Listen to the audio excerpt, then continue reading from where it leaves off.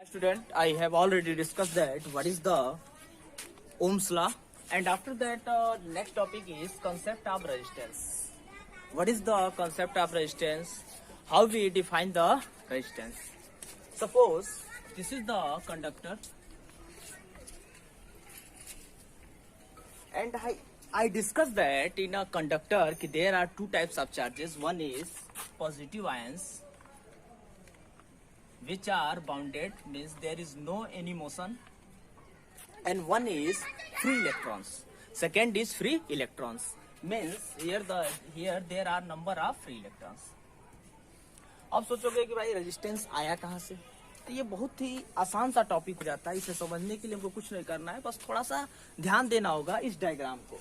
अगर मैं इसको एक बैटरी से कनेक्ट कर दिया, ध्यान समझना है आपको, इसको मैंने क्या किया, एक बैटरी से कनेक्ट कर दिया, पॉजिटिव या नेगेटिव। अब क्या होगा, जब आपने इसको बैटरी से कनेक्ट किया तो आप ये देखोगे कि ये जो हमारा पॉजिटिव टर्मिनल है वो क्या कर रहा है, इलेक्ट्रॉन को अपनी तरफ खींच रहा होगा।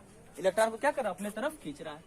तो अपने तरफ ये पुल कर रहा होगा इलेक्ट्रॉन को, तो यहाँ पे जो इलेक्ट्रॉन्स है आयन से बार बार क्या हो रहे होंगे, कोलाइड कर रहे होंगे, कोलिजन कर रहे होंगे।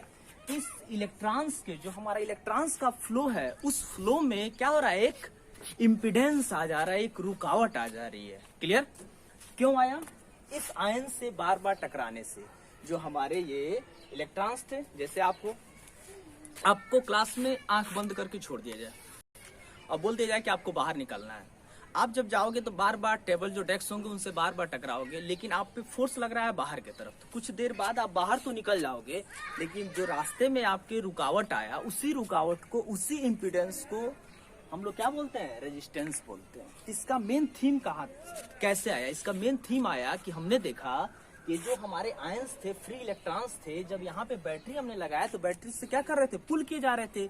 जब पुल किए गए तो बार बार आयन से क्या हो रहे थे, कोलाइड हो रहे थे। जब बार बार आयन से कोलाइड हुए तो ये रुकावट आ गई, इनकी पाथ में क्या आ गया, इम्पिडेंस आ गया। Means the impedance in the path of current is called the resistance. जो ये इम्पिडेंस आ रहा है ना, किसके पाथ में, करंट के पास में। अब कहोगे सर करंट की बात कैसे हम बोलेंगे, ये बताओ, इलेक्ट्रॉन अगर फ्लो कर रहा है तो फ्लो ऑफ चार्ज को ही हम लोग क्या बोलते हैं, करंट बोलते हैं।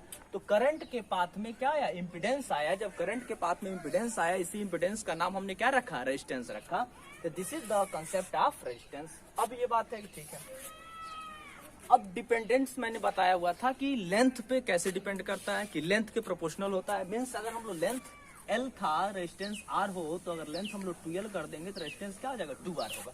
अब इसको समझना है कैसे 2R होगा। जैसे मान लो कि इसको मैं इस लेंथ L का एक हमने कंडक्टर लिया था, अब इसको अगर मैं 2L कर दूं तो जो कोलिजन है वो 2 टाइम्स इंक्रीज कर गया। जो नंबर्स ऑफ आयंस थे हमारे, बाउंडेड चार्ज थे, वो क्या हो गए, 2 टाइम्स इंक्रीज कर गए। जब 2 टाइम्स इंक्रीज किए तो जो इम्पिडेंस था वो भी क्या किया, 2 टाइम्स इंक्रीज कर दिया। जो रुकावट था वो भी क्या हुआ, 2 टाइम्स इंक्रीज किया।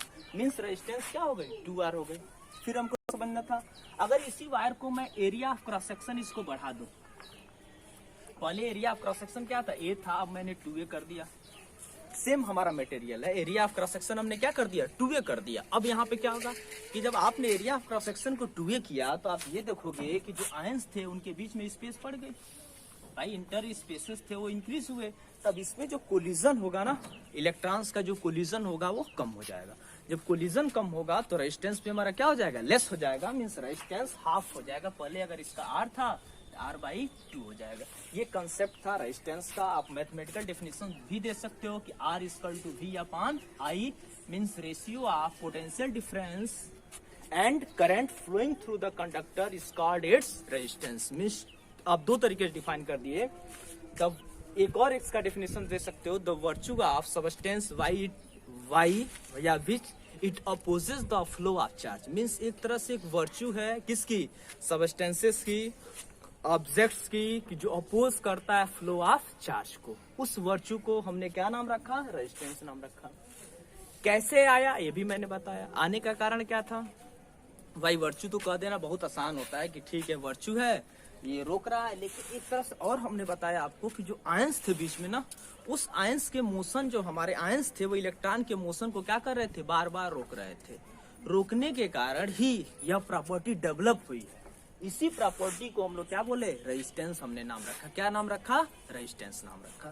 तो ये था हमारा कंसेप्ट ऑफ रेजिस्टेंस। कोई भी आपसे पूछता है तो आराम से आप कह सकते हो कि virtue of substance by which it opposes the flow of charge, या फ्लो ऑफ चार्ज और flow of current is called resistance. कैसे आया मैंने ये भी बता दिया। अब आता है कि कैसे हम लोग कॉम्बिनेशन कैसे करेंगे रेजिस्टेंस का, रेजिस्टेंस को हम लोग कंबाइंड कैसे करेंगे। उस कॉम्बिनेशन के लिए हम लोग क्या करेंगे, रेजिस्टेंस को देखेंगे कि रेजिस्टेंस कैसे कंबाइंड हो रहा है। क्लियर। तो नेक्स्ट टॉपिक जो हमारा है वो है कॉम्बिनेशन ऑफ रेजिस्टेंसेस। रेजिस्टेंस को कैसे कंबाइंड करते हैं। इसके बाद से हम लोग कुछ न्यूमेरिकल्स करेंगे अगले लेक्चर में। तो कॉम्बिनेशन ऑफ रेजिस्टेंसेस में हम लोग क्या देखना है, कैसे कंबाइन करना है। तो मैं बता दूं आपको, रेजिस्टेंस का जो सिंबल है आप हमेशा ऐसे डिनोट करोगे। क्लियर। ये रेजिस्टेंस का सिंबल हो गया। अगर ये रेजिस्टेंस, ये कांस्टेंट रेजिस्टेंस का सिंबल है, किसका है, कांस्टेंट रेजिस्टेंस। मान लो कि मैंने बोल दिया 2 ओम का है, तो ये कांस्टेंट रेजिस्टेंस का सिंबल हो गया। अगर यही रेजिस्टेंस चेंज होने वाला होगा, जैसे कि मान लो वेरिएबल रेजिस्टेंस हो जाएगा, कुछ नहीं करना होगा, ये कैसे आप लाइन खींचोगे, तो ये हो जाएगा वेरिएबल रेजिस्टेंस का सिंबल। किसका हो जाएगा, वेरिएबल।